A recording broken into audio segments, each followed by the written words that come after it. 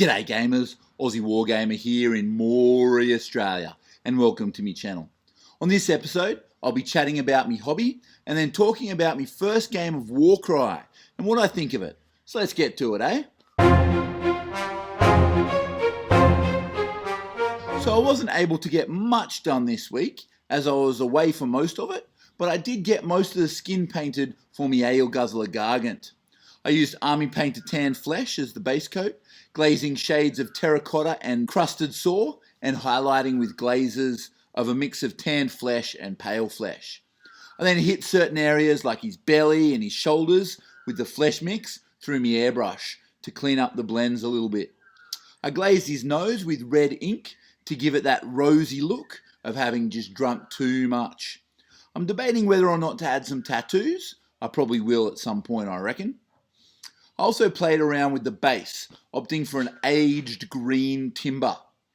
I used my inks and glazes method, link in the description below, but instead of using 6 different inks and a bone glaze, I used just green, blue and black inks and a khaki glaze to give it that nice greeny finish.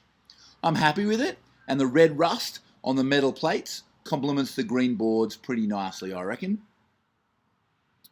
While I didn't get much hobby done, I did get to have a game of Warcry at the Warhammer Town Hall store. It was just a quick scratch game, but it was enough to get to know the basic mechanics of the game. I gotta say, I had a blast. I played the Untamed Beasts versus the store manager's Iron Golems, and we played only 3 models each.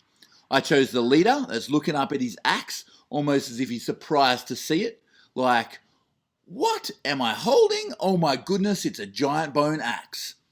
I also took the doggo that reminds me of the beasts from Willow and just an ordinary dude. Let's call him Jim. I definitely had the speed advantage, so I sent Axeman up to act as bait. Once he was engaged in combat, I moved the Willow dog, the goodest of boys, right into the combat and used the pounce ability to wound before I attacked. After a couple of rounds of smashing and bashing, Axeman and Jim were killed, taking the enemy leader with them. Willow Dog, goodest of boys, was able to use Pounce again to finish off one of the remaining 2 enemies before turning around and tearing out the jugular vein of the last Iron Golem. I really think the rolling doubles and triples for initiative mechanic, as well as being able to use those doubles and triples for abilities later on, is a fun, unique mechanic that adds some interesting strategy. The combat system is super simple, but a lot of fun, and I love the size of the game. One of the great things about Kill Team is its size and speed, and Warcry emulates that very well. Flicking through the rulebook, the campaign system takes about 1/3 of the space. It's definitely not what I was hoping for, not a single D66 table in sight, but it looks like it's going to be a lot of fun to play. Similar, but more developed than Path to Glory. I love that warbands choose their own campaign quest, plus glory points, injury rolls and destiny levels will see tangible and characterful changes in your warband as the campaign develops. I'm sure we'll get stuck into a campaign at the club at some point. The terrain is very cleverly designed, but like most GW terrain, will be insanely expensive, so I'll probably opt to just make my own.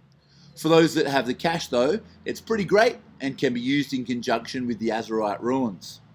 The last thing I want to discuss about Warcry is the non-Chaos warbands and the limited number of models they can take. As a Legions of Nagash and Soulblight player, I would have loved to field a Vampire, some Vargeist and Blood Knights, but I think the rather limited choice of Necromancer, Scallybobs and Graveguard is just not enough. Flesh Eater Courts get Horrors and Crypt Flayers, why can't we have Vargeist? Anyway, that's a fairly minor gripe.